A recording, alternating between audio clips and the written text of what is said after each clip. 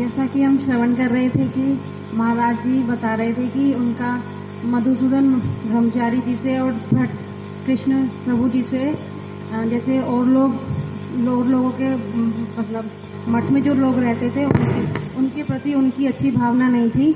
लेकिन महाराज जी बता रहे थे कि उन्होंने मेरा तो कभी कोई अमंगल नहीं किया था, पर फिर भी दूसरे मठवासियों को देखते हुए मेरे मन में भी उनके लिए जो श्रद्धा भाव था वो थोड़ा सा कम हो गया था। आगे कल आपने बताया था कि जब उन्होंने देखा कि सब उनके बारे में कुछ अच्छा नहीं विचार कर रहे हैं, तब उन्होंने उन दोनों से पूछा कि मठवासी जो हैं वो आपके बारे में अच्छा नहीं सोचते हैं। तब भट्ट कृष्ण प्रभु जी ने और मधुसूदन ब्रह्मचारी जी ने बताया कि वो लोग हमसे ईर्ष्या करते हैं। वो ईर्ष्या हमसे क्यों करते हैं? क्योंकि हम उनसे ज्यादा भिक्षा करते हैं और हमारे मन में उनसे ज्यादा वैराग्य है। पर ऐसा नहीं था, क्योंकि मठ में जो थे उदाहरण प्रभु जी और श्रील माधव गोस्वामी महाराज जी वो इस प्रकार से नहीं बता रहे थे। उन्होंने बताया था कि उनकी जो प्रारंभिक अवस्था थी वो उसके हिसाब से नहीं आचरण कर रहे थे, वो अपने हिसाब से चल रहे थे। वो गुरु जो हमें उपदेश देते हैं या जिस प्रकार से हम गुरु को धारण करते हैं और हम उनकी आज्ञाओं का पालन नहीं करते हैं, हम अपने अनुसार चलते हैं, तो वो उचित नहीं है। हमें गुरु जो हमें बताते हैं, जो हमें शिक्षा देते हैं, हमें उसी के अनुसार ही उन शिक्षाओं का पालन करना चाहिए। कल आपने एक उदाहरण दिया कि कोई व्यक्ति है या कोई माता है, वो गुरु तो धारण कर लेते हैं, लेकिन वो गुरु सिर्फ धारण नाम के लिए धारण करते हैं। हमारे गुरु कैसे हैं, किस तरह से रह रहे हैं, मीन्स कहाँ पर रह रहे हैं, या हम आज तक एक बार गुरु जी से मिलने के बाद हम उनसे कभी दोबारा नहीं मिले, हमने ये जानने का प्रयास भी नहीं किया कि वो कहाँ पर हैं।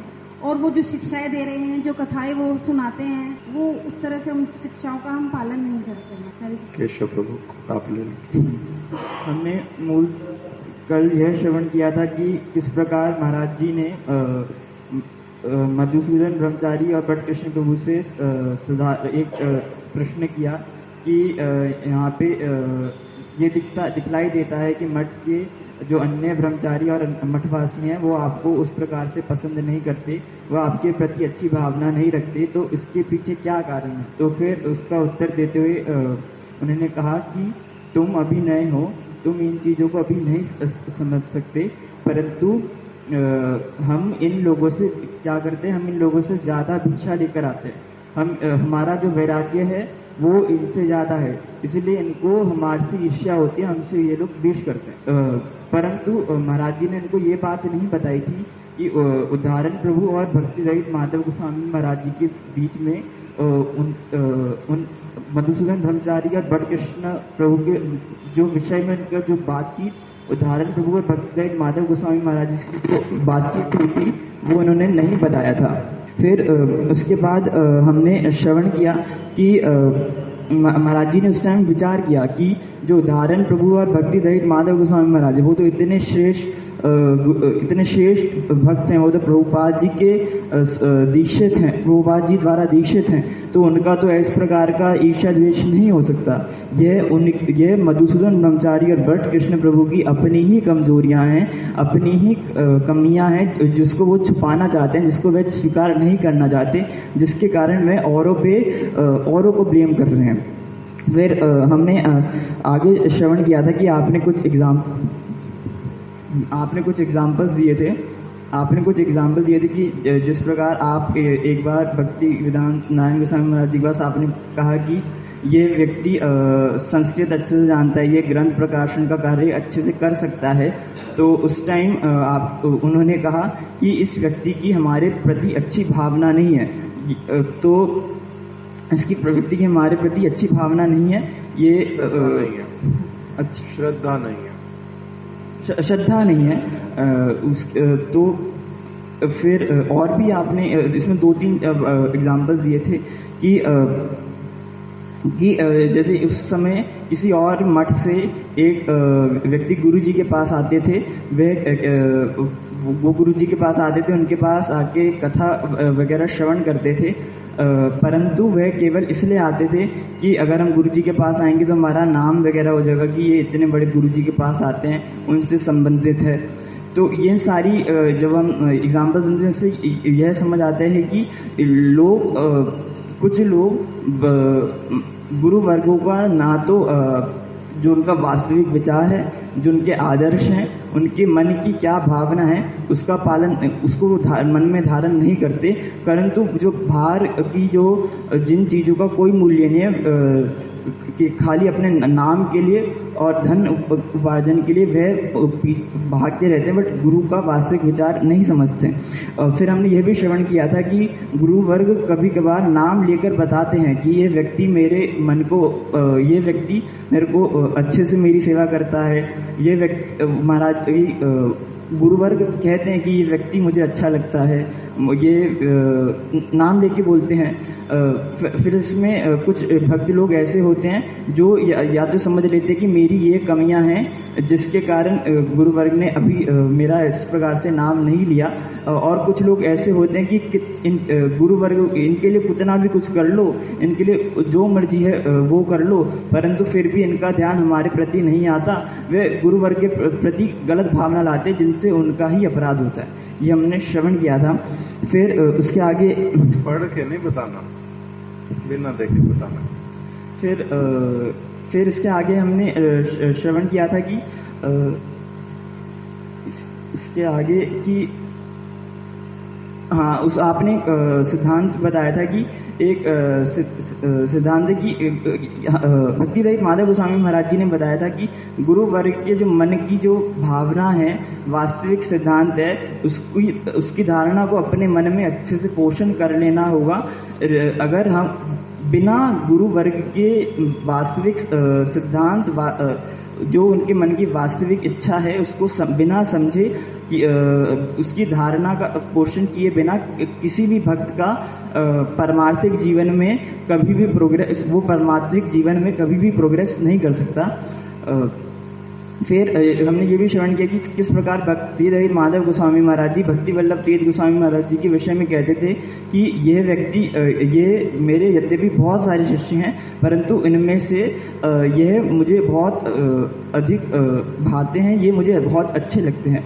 तो गुरु वर्ग अच्छे लगते हैं का मतलब मुझे अच्छे लगते हैं ऐसा नहीं कहा, अच्छे तो सारे लगते हैं। ये मेरे सिद्धांत क्या कहते हैं, जो मेरे मन की वास्तविक जो धारणा है, ये इसको बहुत अच्छे से समझते हैं और औरों से बहुत अच्छे से समझते हैं। मेरे हृदय के बिल्कुल निकट, मेरे हृदय के बिल्कुल निकट हैं। तो हमने इसमें मूलतः ये श्रवण किया था कि गुरु वर्ग वास्तविक में बता देते हैं कि कौन व्यक्ति मेरा हृदय है, कौन व्यक्ति मेरा राइट हैंड है, कौन व्यक्ति मेरा लेफ्ट हैंड है, कौन व्यक्ति मेरा खून पीता है। तो इस प्रकार से गुरु वर्ग बता देते हैं, परंतु ये उसके बाद ये हमारी धारणा, हम इसको किस प्रकार से लेते हैं। कुछ व्यक्ति तो इसमें अपनी कमियां ढूंढ के फिर भक्ति राज्य में आगे अग्रसर कर जाते हैं, परंतु कुछ व्यक्ति इसमें कि ये तो ऐसे ही बोल रहे हैं, जो मन में आता है वो करो, वो तो बोलते ही रहते हैं, इस प्रकार अपराध लेके वो गुरु के चरणों में अपराध करते हैं और फिर उनका भक्ति के जीवन में कभी भी उनको लाभ नहीं होता। ये हमने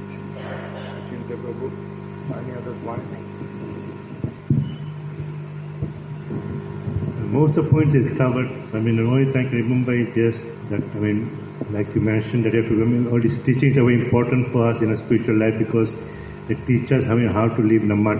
Especially like you said that if you're coming to the mud, you're not listening to instructions of the guru or what are the rules of the mud. And then if you don't know the heart of the guru, if you don't know what's the use of staying in the mud, if you're not following instructions, we're taking the reason of taking shelter of guru is because you have to be under the guidance of them. If you're not willing to be under the guidance of anyone, whether the mat or the guru or Shri Guru, then what's the use of living here? What is the actual benefit of you? What you might as well go away, you might as well go stay somewhere else. So last 2 days, we've been staying like what's the use of? That is the main essence of it. Something came about Grihasthas also. Grihasthas in the top. Yes, Grihasthas, regardless of whether, Grihastha also applies to Grihasthas as well in the sense of when we take shelter of Shri Guru. is also the same, really, just because not only in the mud, but because for different grasses there will be some different instructions as well. For example, sometimes grasses only come to Shri Guru when he's only there. They don't, well, in the meantime, they don't want to serve the mud or they don't want to serve anyone else. Only they want to come and show their faces whenever the Shri Guru is there. So then also instruction that even for grasses, because sometimes people have, for example, let's give an example. Let's say someone is taking shelter of Shri Guru and his business is going well. Then someone says, okay, I'll take shelter of Shri Guru, but my business will go as well. That's for name and fame. I'll take some shelter of Shri Guru. But actually they don't want to be under his guidance. So similarly, the main thing is, we have to be very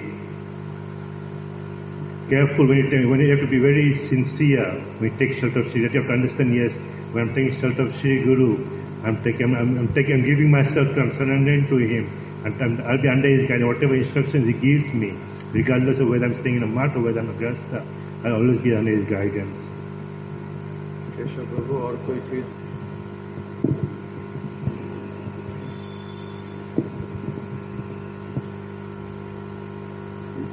मतलब थोड़ा थोड़ा सब में कुछ कुछ चीजें हैं। जैसे शिला भक्ति रहित माधव गोस्वामी महाराज जी ने जब शिला महाराज जी से बात करी तो उसके पश्चात शिला महाराज जी के मन में ये भावना आई, उनके कई सारे उनके मन में विचार आए कि कैसे वैष्णव धर्म अनुगत्य धर्म है और किस प्रकार से जो मठवासी होकर व्यक्ति अनुगत्य क्यों नहीं करेंगे, उसमें क्या असुविधा है। उसके उदाहरण में आप बताए थे कि जो श्री गुरु का आश्रय ग्रहण करते हैं उनसे हरिनाम ग्रहण करते हैं, तो फिर वो क्यों करते हैं, क्यों आश्रय ग्रहण कर रहे हैं। वो जोर जबरदस्ती से तो कोई कर नहीं रहे, अपने मन की भावना कि हाँ मेरे को भक्ति में आगे बढ़ना है, मुझे अपना जीवन सफल बनाना है, तो अपनी इच्छा से ही उन्होंने खुद डिसीजन लिया है। तो उसके बाद अब वो जो उनका कर्तव्य उसको क्यों पालन नहीं करेंगे। जिसके उदाहरण में हमने सुना कि एक व्यक्ति जिसने शादी करी अपनी पत्नी को घर पे लेकर आया, तो अब उसके लिए खाना नहीं देगा, उसको पहनने ओढ़ने को नहीं देगा, तो फिर शादी किस लिए करा। तो अपने वो व्यक्ति क्या कहलाया जाएगा, वो मूर्ख कहलाया जाएगा, दायित्वहीन कहलाया जाएगा। तो ऐसा व्यक्ति अच्छा नहीं माना जाता। तो इसी प्रकार से गुरु धारण करने, अब ये एक तरफ वाला हुआ, पति उसने क्या किया, पत्नी को ग्रहण किया,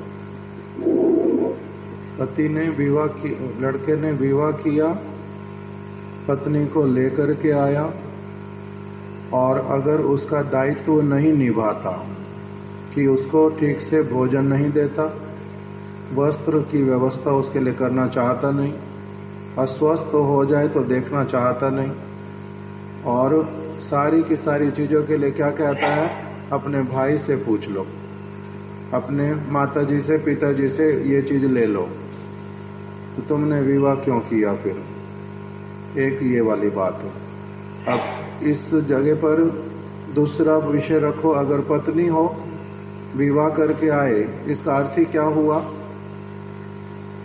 विवाह करके पत्नी आ रही है तो उसका अर्थ यह है कि वो पति का अनुगत्य करेगी, उसकी सेवा करेगी, मिल करके रहेंगे, कोऑपरेट करेंगे, एक दूसरे की बात सुनेंगे, समझेंगे, हेल्प करेंगे, सहायक होंगे एक दूसरे के, तो स्वाभाविक है। और अगर वो कहे कि मेरे को आपसे सारा कुछ चाहिए किंतु करना मैंने आपके अनुसार कुछ भी नहीं, तब फिर क्या होगा, तब क्या होगा। उस अभी जो व्यक्ति दायित्व लेता नहीं, पुरुष का बताया पहले, वो तो हो गया मूर्ख, दायित्वहीन। और अगर स्त्री ऐसी वाली हो तो वो क्या कहलाएगी, वो भी दायित्वहीन, दायित्वहीन, इमैच्योर, मूर्ख। ये इससे संबंध जब करने ही जा रहे हैं तो उसमें अपनी आप से क्या है, समझ में है कि क्या करना है क्या नहीं करना, अपनी आप से अंडरस्टूड है बहुत सारी चीज। इसी प्रकार से गुरु धारण करना, शिष्य का गुरु धारण करना, गुरु का शिष्य धारण करना, इसके बीच में अपने आप से ही क्या वस्तु है जो अंडरस्टूड है? एक म्यूचुअल संबंध है जिसको पालन करना पड़ेगा।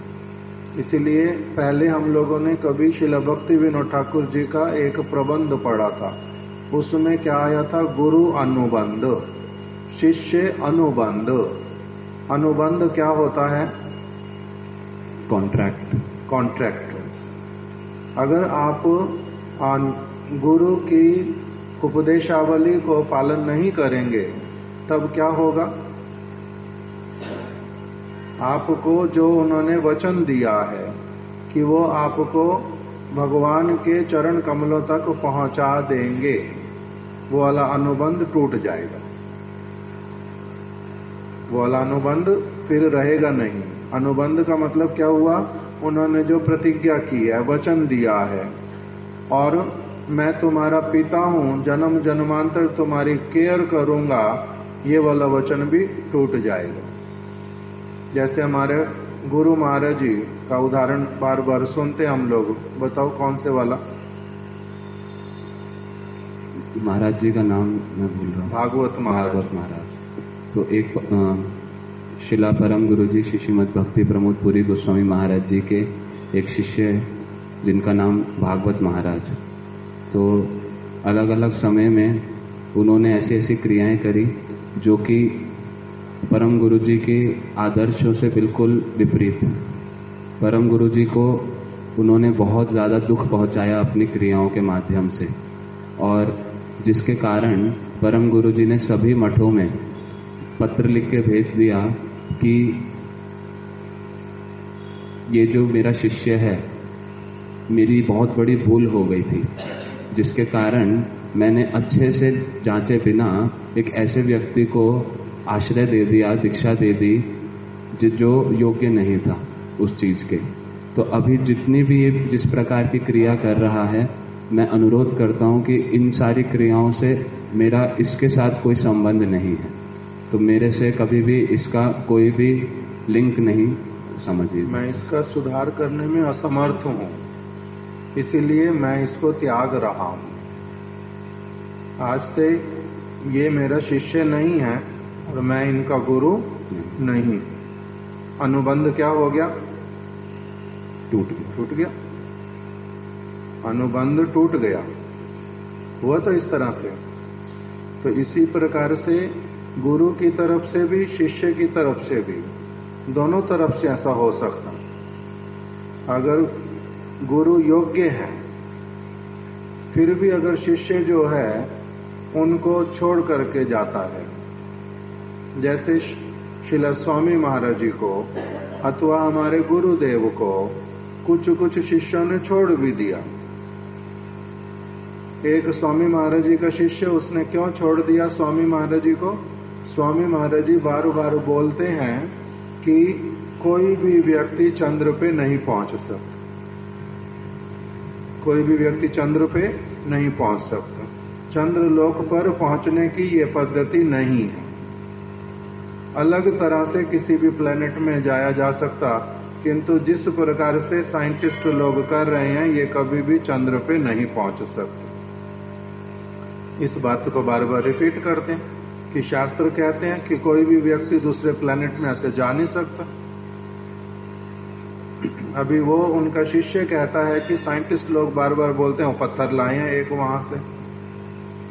स्वामी महाराज जी बोलते हैं कि तुम्हें पत्थर दिखा रहे हैं, कहाँ का पत्थर है कौन जानता है? You believe on them but you don't believe the scriptures. वो उस चीज को मानता नहीं, तो इसलिए वो छोड़ करके चला गया। स्वामी महाराज जी ने कहा कि उसको जाते समय, जा रहा है जाओ, you can go, you are free, but what you will do about scriptures, whatever is written in the scripture that is true. You are leaving me, I am not leaving you, you are leaving me, so you will be responsible and you will suffer for the consequences, I will not suffer. हमारे गुरुदेव को ये वाली बात भी हम लोग सुनते ही हैं बार बार। एक प्रभु वो बोलता है मेरे को आपका जो है, आप जिस प्रकार से व्यवहार करते हैं, जिस तरह से चीजों को डील करते हैं, मैं उसको एक्सेप्ट नहीं करना चाहता। बार बार बोलता है जैसा मैं कहता हूं वैसे वाला करो।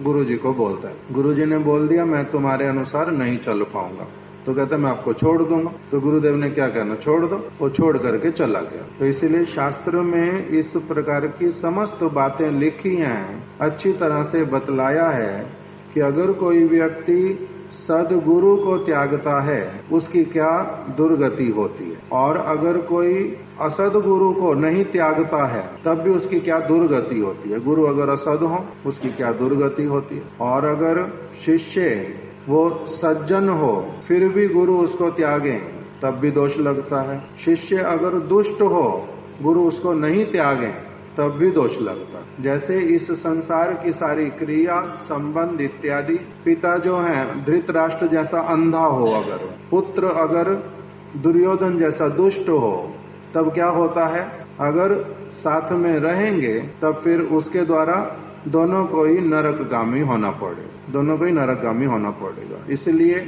भगवान रामचंद्र के भाई भरत जी ने क्या किया, भरत जी ने कैकेयी को छोड़ दिया।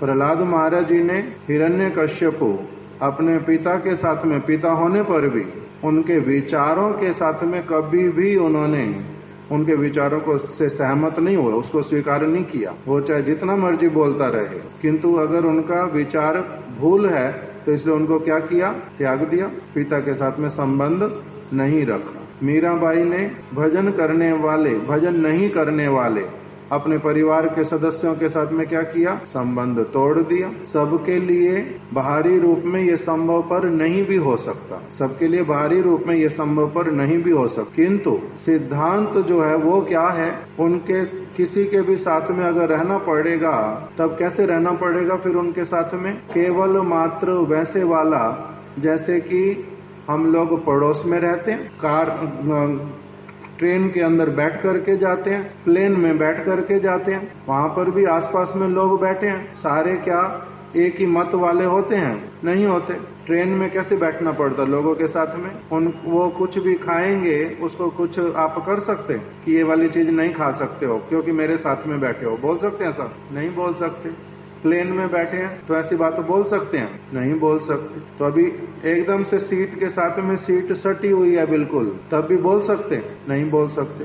तो वहां पर फिर अगर मान लो मैं बैठा हूं और मैं प्लेन में बैठा हूं, उस मेरे साथ में ही व्यक्ति बैठा और वो मांस खा रहा है, क्या करूंगा, अगर संभव पर होगा उठ करके इधर उधर थोड़ा सा हो जाऊंगा, कम से कम खा करके छुट्टी करे, दुर्गंध ना देखनी पड़े और दुर्गंध ना सूंघनी पड़े और इसको खाते हुए देखना ना पड़े, मन मन में दुखी ना होना पड़े, इसके पास बैठ करके घूम के आ जाऊंगा। अगर घूमना संभव नहीं हुआ तब क्या करूंगा, कपड़ा लेकर के अपने नाक को बंद कर लूंगा और कपड़ा लेकर के अपने मुंह को ढक करके सोने का जैसा वो नाटक करूंगा। तो उसको देखने की इच्छा नहीं है और कुछ कर सकते हैं, और तो कुछ कर नहीं सकते। ट्रेन में बैठे हो ऐसे तो क्या करेंगे, वही का वही करना पड़ता है, इधर उधर घूम करके आ जाओ जब तक इसका खाना खत्म हो जाए, उसके अलावा तो और कोई उपाय नहीं है। तो इसी प्रकार से जिसके लिए भक्ति प्रतिकूल लोगों का संग त्यागना संभव नहीं होता, उनके साथ कैसे रहना पड़ता, उनके साथ में इसी प्रकार से रहना पड़ता। फिर इसी को इस प्रकार के रहने को बोल दिया अनासक्ति पूर्वक, अनासक्त होकर के उनके साथ में रहना। इसीलिए प्रभुपाद जी का वचन, शास्त्र का वचन, आसक्ति रहित संबंध सहित, उनसे आसक्ति होएगी। अगर मेरे को पता चला कि मांस खाना क्या वस्तु है, अभी अगर मेरी माता जी मेरे सामने मांस खाएगी, मेरे पिताजी मेरे सामने मांस खाएंगे, तो मेरा क्या उनके साथ में वो रहेगा, भावना, सहमति होएगी, कभी सहमति तो हो नहीं सकती। और मेरे सामने अगर खाएंगे तो क्या करूंगा, वहां से उठ के चला जाऊंगा। उनको पहले तो बोलूंगा कि मेरे सामने कम से कम मत करो, अगर पूरी तरह से नहीं छोड़ते हो तो। किंतु अगर खाना ही है तो मैं चला जाता हूँ, यहाँ से उठ जाता हूँ। घर छोड़ के जाना संभव तो छोड़ के ही चला जाऊंगा। इसीलिए बताया अगर भक्ति के प्रतिकूल हो वस्तु है उसको क्या करना पड़ता है, त्यागना पड़ता है। इसी प्रकार का शास्त्र में विचार दिया, भक्ति अनुकूल मात्र कार्य स्वीकार, भक्ति प्रतिकूल भाव वर्जन अंगीकार। भक्ति के जो वस्तुएं प्रतिकूल उनको क्या करना पड़ता है? त्यागना पड़ता है। कई बार बाहर से पूरी तरह से त्यागना संभव होता तो बहुत अच्छा, अगर बहुत बार बाहर से त्यागना संभव नहीं होता तो क्या करना पड़ता है? अंदर से उसको त्याग देते हैं। इसी प्रकार से गुरु और शिष्य वो भी क्या करते हैं? गुरु को बाहरी रूप में अगर त्यागना संभव पर नहीं होता किसी कारणवश, तब क्या हो जाता है? आंतरिक रूप से उनको त्यागना हो जाता है। अभी मधुसूदन ब्रह्मचारी इत्यादि महाराज जी के लिए पहले कैसे वाले हैं? उनके प्रति अलग प्रकार का भावना है, किंतु अभी फिर अलग प्रकार का हुआ। तो इसलिए ये सारे विषय अच्छी तरह से जब कोई व्यक्ति समझ लेता है तब उसको व्यवहार में कोई असुविधा नहीं हो कि किस प्रकार से करना है। और लड़ाई झगड़ा करके करना है, परेशान हो करके अथवा परेशान करके किसी को करना है, वैसे वाला होता नहीं। जहां तक संभव होता है सहजता से उस वस्तु को अच्छी तरह से कर लिया जाता है। अभी आपका कोई और पॉइंट रह गया था पहले बीच में जो आप बोल रहे थे? तो अभी कल हम लोगों ने ये वाली बातें श्रवण कर ली कि किस प्रकार से श्रीला महाराज जी ने उनके विषय में विचार किया कि इनमें अन्य अभिलाष है अभी, और ये अपनी कमी को देखना नहीं चाहते, उसको ठीक करना चाहते नहीं।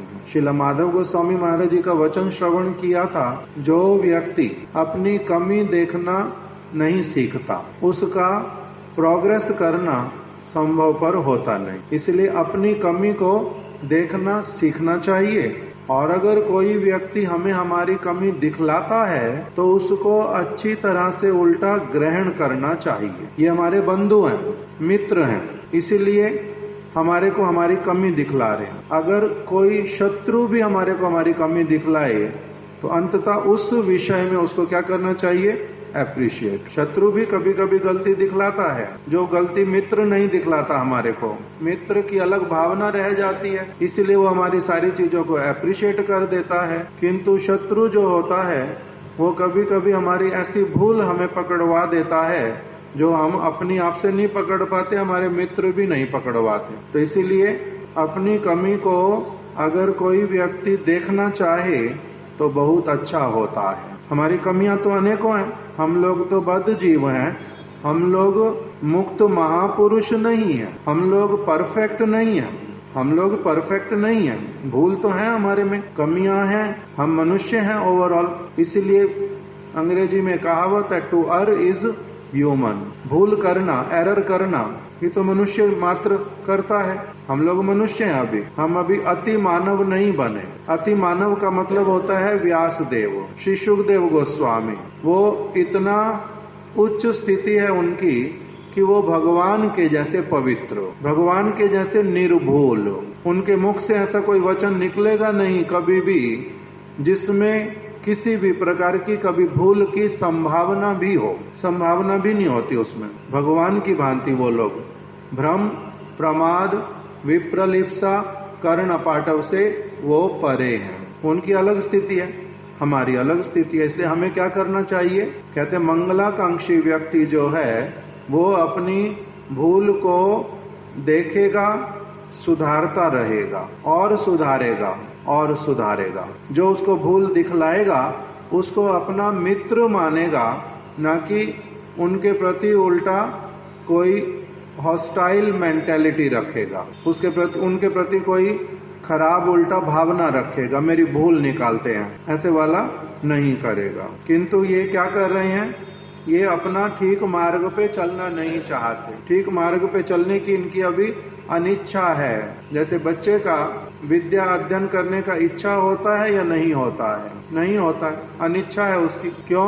क्योंकि इसके द्वारा उसको अपने मन के अनुसार जो कार्य करने उसमें बाधा आती है। उसको अच्छा लगता है खेलना, उसको अच्छा लगता है टीवी देखना, उसको अच्छा लगता है फोन पे कुछ भी देखते रहना, गेम खेलना, उसको तो अच्छा अलग चीज लगता है। किंतु उसके माता पिता को वो चीज क्या करती है? सुहाती नहीं है। इसलिए वो उसको क्या करते हैं? जिद करके वो वाली चीजें छुड़वाते हैं जो उसके लिए अच्छी नहीं है। तो इससे इच्छा होने पर ही मंगल होता है। अभी हम लोगों ने यहाँ तक सुन लिया, अभी पहले उससे आगे के 2-3 आर्टिकल हम सुन लेंगे फिर उसको ठीक से फिर समझेंगे। अभी आ रहा है कि श्री बट कृष्ण प्रभु कुछ समय के पश्चात मठ से चले गए तथा किसी विद्यालय में संस्कृत के शिक्षक के रूप में कार्य करने लगे। उन्होंने संस्कृत की किसी अध्यापिका के साथ में विवाह भी किया।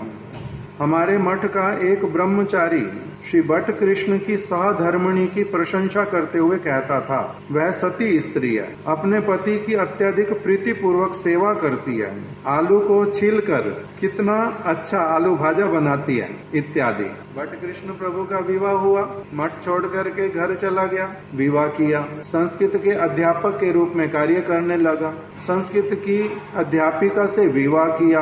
अभी किसी ब्रह्मचारी को, किसी व्यक्ति को अपने घर पर भी बुलाता है, उनको प्रसाद खुआता है। तो एक ब्रह्मचारी जो उनके घर पर प्रसाद पा करके आया, वो आकर के बोलता है, हमारे मठ का एक ब्रह्मचारी श्री बट कृष्ण की सहधर्मिणी मतलब उनकी पत्नी की प्रशंसा करते हुए कहता था, वह सती स्त्री है, अपने पति की अत्यधिक प्रीतिपूर्वक सेवा करती है, आलू को छीलकर अच्छा आलू भाजा बनाती है इत्यादि। उस ब्रह्मचारी की बातें सुनकर मैंने उसे डांट लगाते हुए कहा, महाराज जी कह रहे मैंने उसको डांट लगाई जो उसकी प्रशंसा करके बातें बोल रहा था। तुम ब्रह्मचारी होकर ऐसे विषयों की चर्चा करते हो। एक स्त्री को इतना अधिक लक्ष्य करने की तुम्हें क्या आवश्यकता है? वो क्या करती है, क्या नहीं करती है, अपने पति को क्या खिलाती है, क्या नहीं खिलाती, कैसे खिलाती है, इतना सारे चीज तुम्हारे को लक्ष्य करने की क्या आवश्यकता है? तुम ब्रह्मचारी हो ना कौन हो? तुम ब्रह्मचारी होकर ऐसे विषयों की चर्चा करते हो। एक स्त्री को इतना अधिक लक्ष्य करने की तुम्हें क्या आवश्यकता है? क्या तुम भी विवाह करना चाहते हो? क्या तुम भी विवाह करना चाहते हो? विवाह करने से क्या होगा? आलू भाजा जैसा बोलूंगा वैसा बना देगी, यही तो इसीलिए क्या तुम भी विवाह करना चाहते हो? यदि नहीं, यदि तुम विवाह करना चाहते हो तब तो ऐसी वाली बातें जिससे तुम्हारी इच्छा करना और इसको देखना भी और इस विषय में सोचते भी रहना। किंतु यदि तुम्हारी विवाह करने की इच्छा नहीं है तो आज के पश्चात इन विषयों पर अपना ध्यान केंद्रित करना बंद कर दो। इन विषयों पर अपना ध्यान केंद्रित करना बंद कर दो, तभी तुम्हारा मंगल होगा। अन्यथा व्यतिरेक रूप से मतलब इनडायरेक्टली स्त्री संग होने से मन स्वतः उस ओर ले जाएगा। इनडायरेक्टली संग होता है, डायरेक्टली भी संग होता है। डायरेक्टली संग का जो दोष है, इनडायरेक्टली संग का भी लगभग वही का वही दोष है। इसको बोलते हैं इनडायरेक्टली एसोसिएशन। अप्रिशिएट कर रहे हैं तो क्या ये बात पहले से नहीं पता थी? तेरी माँ क्या तेरे पिताजी को आलू भाजा बना करके नहीं खिलाती थी? अभी बट कृष्ण की पत्नी खिलाती है, तेरी माँ नहीं खिलाती थी, तेरी दादी नहीं खिलाती थी, तेरी बुआ, तेरी चाची, तेरे आस पड़ोस के लोग अथवा कोई भी स्त्री अपने पति को विवाह हुआ है तो पति को अपना अलग अलग चीजें जो सेवा करके देनी है वो देती हैं। तो ये बात किसको नहीं पता है? तो अभी इन बातों को तुम्हारे को करने की क्या आवश्यकता? इन चीजों को लक्ष्य करने का तुम्हारा क्या लाभ? तुम्हारा विवाह करने का इच्छा तो अलग बात, नहीं तो इस बात की तुम क्यों चर्चा करोगे? इस प्रकार से महाराज जी ने उनको बोल दिया। अभी कैसी कैसी महाराज जी बातें बताते हैं, आगे लिखा हुआ अगले आर्टिकल में, श्री भट्ट कृष्ण की पत्नी की थोड़े समय के बाद ही मृत्यु हो गई, मठवास छोड़ दिया, अभी विवाह किया। अभी क्या हुआ? थोड़े समय बाद पत्नी मर गई और फिर मेरे कान में बात पड़ी कि उन्होंने दूसरा विवाह कर लिया है। एक बार जब मेरी उनसे भेंट हुई तो मैंने उनसे मजाक करते हुए कहा, आपने तो बहुत दिनों तक मठवास किया था, गुरु वैष्णवों के मुख से शास्त्र के अनेक विचारों को श्रवण भी किया था, आपने तो मेरे को भी अच्छी अच्छी बातें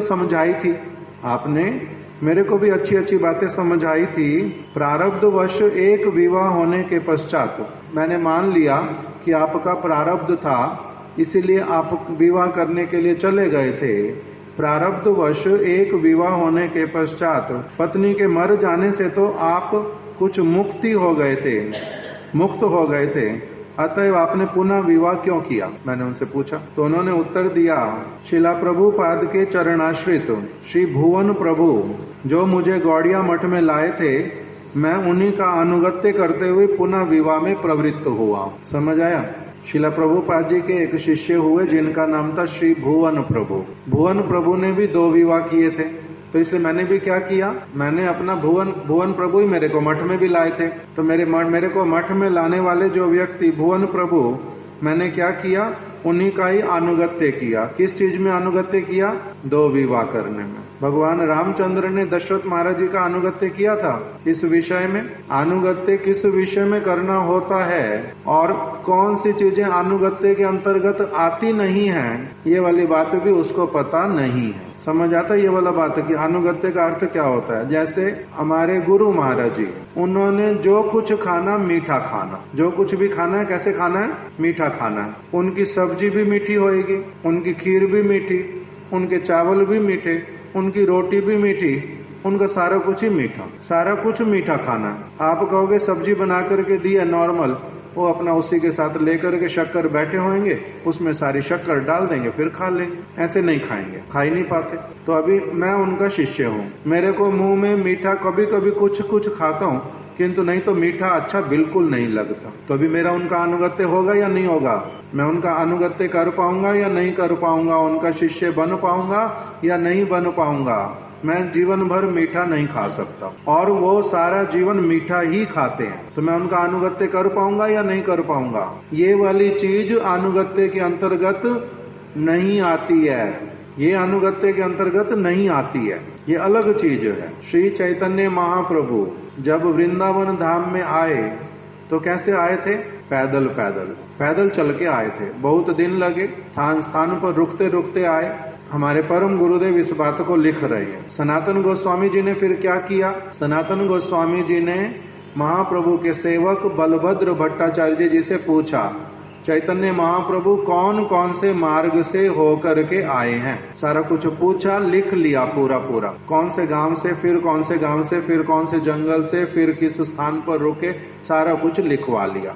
और सनातन गोस्वामी जी भी फिर जब वृंदावन से जगन्नाथपुरी गए और जब वृंदावन से फिर जगन्नाथपुरी से फिर वृंदावन आए तो उसी मार्ग पर चल करके ही गए कि महाप्रभु इसी मार्ग से गए हैं। अनुगत्य करना शब्द का अर्थ क्या है? अनुगत्य का मतलब क्या होता है?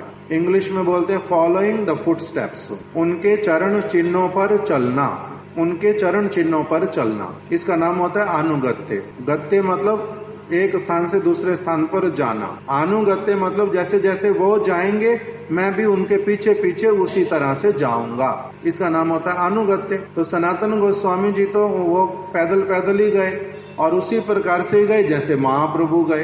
किंतु परम गुरुदेव कह रहे हैं अब हम लोग तो कभी पैदल आते नहीं, पूरी से वृंदावन आना हो हम लोग ट्रेन में बैठ करके आते हैं। तो हमारा चैतन्य महाप्रभु का अनुगत्य होएगा या नहीं होएगा? चैतन्य महाप्रभु का अनुगत्य होएगा या नहीं होएगा? होएगा। क्यों? क्योंकि ये वाली चीज अनुगत्य के अंतर्गत नहीं आती, ये वाली चीज अनुगत्य के अंतर्गत नहीं आती। कि उन्होंने क्या किया? वो पैदल आए, मैं ट्रेन से आ रहा हूं तो मेरा अनुगत्य जो है रहा नहीं, ऐसी वाली बात नहीं होती। श्री चैतन्य महाप्रभु के चरण ही नहीं पड़े विदेश में, गुरुदेव हमारे विदेश में गए, तो अभी अनुगत्य रहा या नहीं रहा? वो तो महाप्रभु विदेश गए ही नहीं, रूप गोस्वामी जी भी गए नहीं, और गुरुदेव बोलते हैं कि हम लोग श्री चैतन्य महाप्रभु के अनुगत जन हैं, हम रूप गोस्वामी जी के अनुगत जन हैं। तो अभी वो तो विदेश कभी गए नहीं, फिर ये लोग क्यों गए? अनुगत्य कहाँ रहा?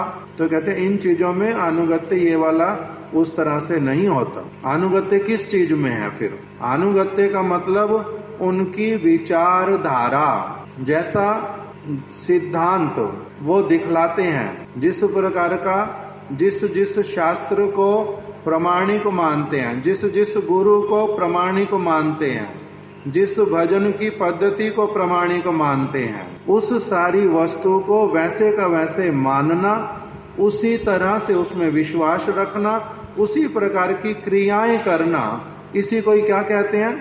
अनुगत्य। तो अनुगत्य शब्द का अर्थ जो है बड़ा एक बहुत ही गुरुत्वपूर्ण है और समझने की वस्तु है कि अनुगत्य किसको कहते हैं। तो अभी इन्होंने क्या कहा? महाराज जी ने तो पूछा कि आपका एक विवाह चलो मैंने माना प्रारब्ध के कारण हो गया था, अब कुछ समय तक आप रहे भी, अभी आपकी पत्नी चली गई थी तो आप उल्टा मुक्त हो गए थे, भगवान का भजन करते, अच्छी तरह से अपने आप को इसी चीज में लगाते, उस तरफ अपनी एनर्जी क्यों देनी थी? तो उन्होंने उत्तर क्या दिया?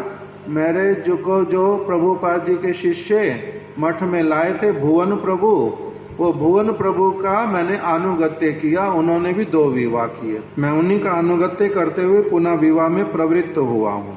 मेरे कहने का तात्पर्य यह है कि मेरे वर्तम प्रदर्शक गुरु भी अपनी पहली पत्नी के मर जाने पर उन्होंने भी दूसरा विवाह किया था।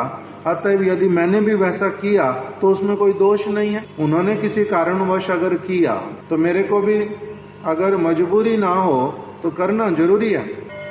महाराज जी एक उदाहरण पहले कभी कभी देते थे, बड़ा अजीब सा उदाहरण लगता था। एक गुरुजी का शिष्य, गुरुजी को जो चीज गुरुजी खाएंगे वो भी बोलते हैं मैंने भी वही खाना है केवल, और वही खाता था। ठीक है, एक दिन गुरुदेव को लूज मोशन हो गए, इसको लूज मोशन हुए नहीं। अभी ये कहते हैं मेरा अगर लूज मोशन नहीं हुआ मेरे अनुगत्य में बाधा पड़ जाएगी। तो ये क्या करे, जाकर के जुराब लेकर के आया। जुराब समझते हैं? पहले एक ऐसी मेडिसिन आती थी, उसको बोलते थे जुराब, उसको लेने से लूज मोशन होएगा। तो जुराब खरीद के लाया स्पेशली कि मेरे को क्या करना, गुरु जी का अनुगत्य करना। उनको लूज बार बार पूछ के आता आपका कितनी बार हो गया, आपका कितनी बार हो गया। उसको ये चिंता नहीं है उनका ठीक करूं कैसे, उसको चिंता है मेरा अनुगत्य नष्ट ना हो। इस प्रकार के ये मंद बुद्धि। महाराज जी कह रहे हैं उसने जब भुवन प्रभु का ऐसे वाला उत्तर दिया तब मैंने ऊपर से उनसे पूछा, मैंने पूछा क्या श्री भुवन प्रभु भी पहले आपकी तरह त्यागी ब्रह्मचारी थे? मैंने क्या प्रश्न किया कि क्या भुवन प्रभु भी आपकी भांति पहले त्यागी ब्रह्मचारी थे? उन्होंने कहा हाँ। शिला भक्ति कुमुद संत गोस्वामी महाराज जी ने आपके गुरुदेव शिला भक्ति दयित माधव गोस्वामी महाराज जी को मद्रास में उन्हीं के विषय में अभियोग किया था।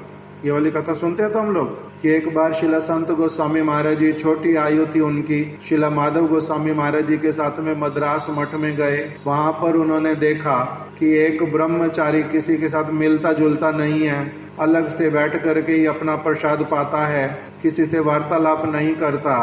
शिला माधव गोस्वामी महाराज जी ने उसको पहले संत गोस्वामी महाराज जी ने शिला माधव गोस्वामी महाराज जी को बोला इसके लक्षण मेरे को अच्छे नहीं दिखलाई दे रहे, बोला था तो ये वाला कथा है ना। तो उसके बाद में फिर शिला माधव गोस्वामी महाराज जी ने उस ब्रह्मचारी को बोला कि तुम सबके साथ बात क्यों नहीं करते हो, सबके साथ बैठ करके प्रसाद क्यों नहीं पाते हो, हिलते मिलते क्यों नहीं हो सबके साथ में। तो उसने अलग अलग बातें बोल दी, नहीं मेरे को तो हरि नाम अकेले करने में अच्छा लगता है, प्रसाद पाते समय ये पता नहीं अलग अलग बातें भी आ जाती है, मैं उल्टा ध्यान लगा करके प्रसाद पाता हूँ इधर उधर। तब शिला माधव गोस्वामी महाराज जी ने उनको क्या कहा, तुम्हारा वैसा सामर्थ्य नहीं है जैसा तुम कह रहे हो, तुम्हारा सामर्थ्य नहीं है। अभी तुम्हारा शरीर मठ में आ गया है, मन भी तुम्हारा मठ में लग जाए, उसके लिए उल्टा कथा में, कीर्तन में, प्रसाद में सबके साथ बैठ करके कि ये मेरे अपने परिवार के सदस्य हैं, उसी तरह से उनके साथ में रहना। तब धीरे धीरे तुम्हारा क्या हो जाएगा, मन भी उल्टा सारी चीज में लग जाएगा। और अगर ऐसा नहीं करोगे तब क्या होएगा, शरीर यहाँ पर अभी है, मन तो पूरा है नहीं, तो तुम्हारा शरीर भी रहेगा नहीं, तुम्हारा शरीर भी चला जाएगा। ये वाली बात शिला माधव गोस्वामी महाराज जी ने बोली थी। तो किसको बोली थी, यही भुवन प्रभु को। यही भुवन प्रभु बाद में शिला माधव गोस्वामी महाराज जी की बात मानी नहीं, तो इनका क्या हुआ, फिर मठ में आने पर भी, मठ में रहने पर भी संस्कार उस तरह से नहीं बन पाए थे, और इसीलिए वो घर लौट करके गए थे, विवाह किया था, फिर दूसरा विवाह भी किया था। तो उन्होंने ये सब उत्तर दिया। शिला भक्ति कुमुद संत गोस्वामी महाराज जी ने आपके गुरुदेव शिला भक्ति दयित माधव गोस्वामी महाराज जी को मद्रास में उन्हीं के विषय में अभियोग किया था, तथा उन्होंने श्री भुवन प्रभु को बहुत समझाया भी था, किंतु तब भी भुवन प्रभु ने मठवास को त्याग करके विवाह किया था। तो उसने ये बात बोल दी। फिर महाराज जी कह रहे, तब मैंने कहा फिर आपने केवल विवाह हेतु ही उनका अनुगत्य किया, क्या इसे ही अनुगत्य कहते हैं? क्या इसे अनुकरण की श्रेणी में नहीं रखा जाएगा?